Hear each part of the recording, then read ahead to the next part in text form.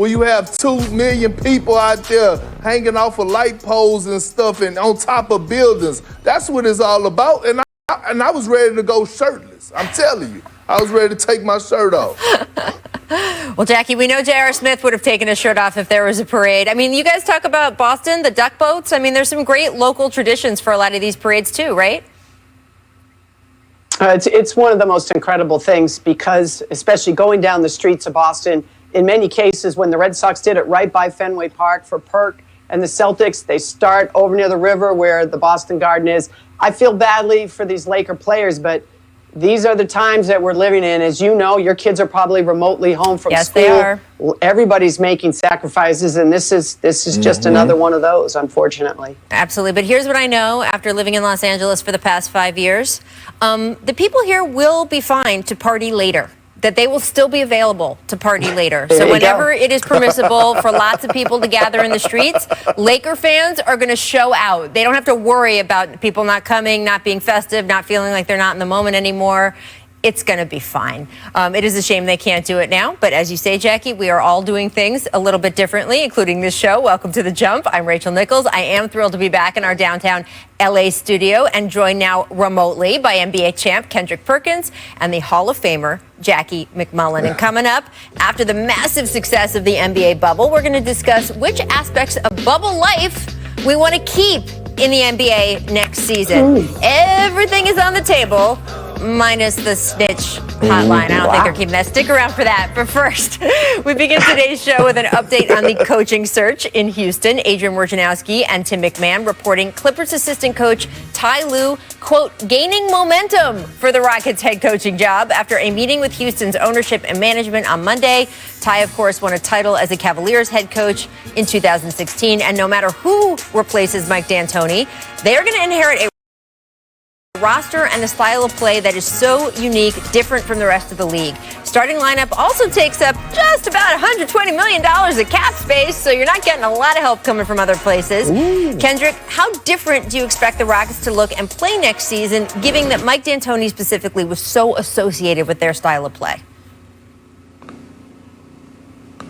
Well, it's going to be hard, like you said, Rachel. It's going to be hard for them to land a big man, right? So they're going to have to do what they got, and that's perfectly fine because they have a great core in Russell Westbrook and James Harden, two former MVPs that are still in their prime, and then you add a guy, a six-man of the year winner in Eric Gordon, who could give you 20 off the bench along with Covington, and then you just add the other pieces. Maybe land a Dwight Howard for low risk and high reward to anchor the middle in that defense, but although they may still be playing small, they're going to play small with structure. And that's what I strongly believe why T. Lue should be the coach of this Houston Rockets team, because he's going to bring that structure and that accountability to that Rockets organization.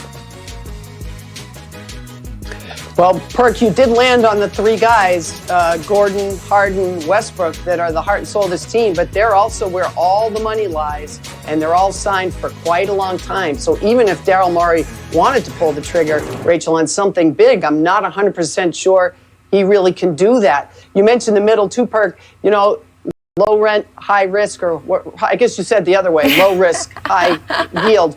Maybe someone like Nerlens Noel fits that bill too. But my question is this. If you're Ty Lue, are you okay with James Harden dominating the ball? Because maybe what you want to do is maximize James Harden by having him give up the ball once in a while and getting him to move and cut. Wouldn't that be interesting to see? I think the next coach of the Houston Rockets has to try something new within the parameters of the talent they have. Westbrook, as we saw in the postseason, really struggled from the three-point line. He got baited into shooting it when he probably shouldn't have. Maybe you have to find ways to make him more successful.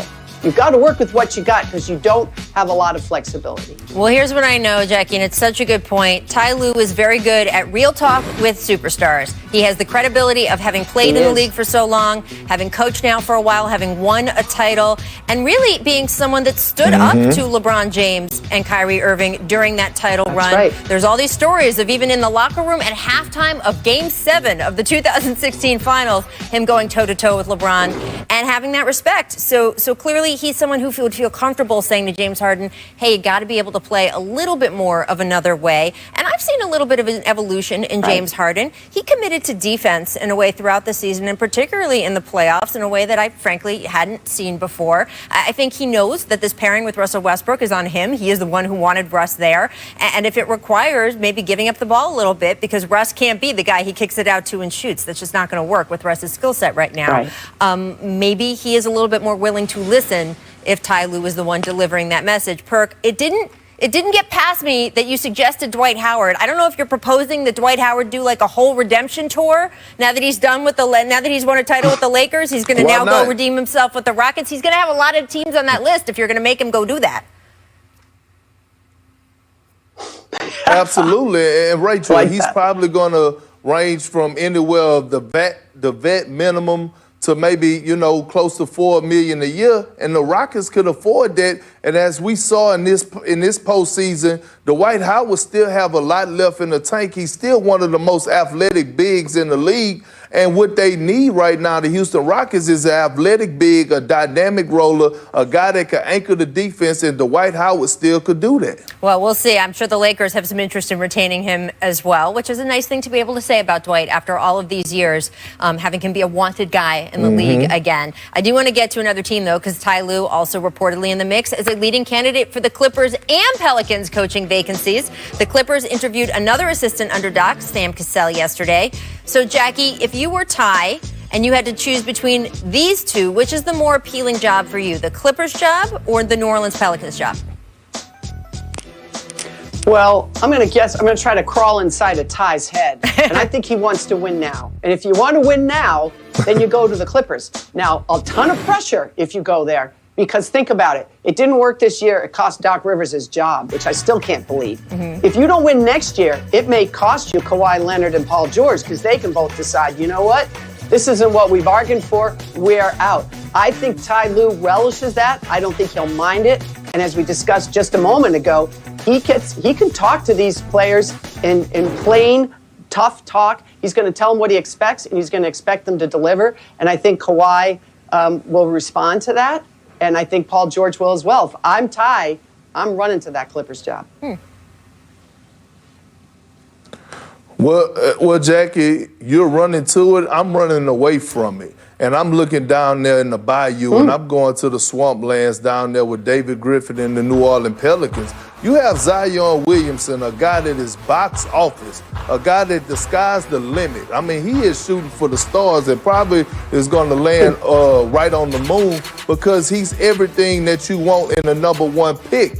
And then you look at Brandon Ingram. Just those two guys alone make that job so attractive, because not only if you take that job over, not only do you have something to prove as a coach, but those two individuals have something to prove. They're young, they're hungry, they're going to listen to you, they're going to follow into your game plan, into your guidance, they will trust you, and that's all you need. It's a less headache. You're going to have a team full of hungry guys along with J.J. Redick if they keep him, and Drew Holiday. So I'm looking at this Pelican roster, and I believe that they strongly could make a lot of noise in the Western Conference, possibly finishing in the 5th seed with the right hire. So a lot of coaches are looking at this job, and it's very attractive, and rightfully so. I love this Pelicans job. I think it is a win when you walk in the door because of, as you say, the expectations are, let's just make the playoffs, right? And with that roster, you should absolutely be able to make the playoffs.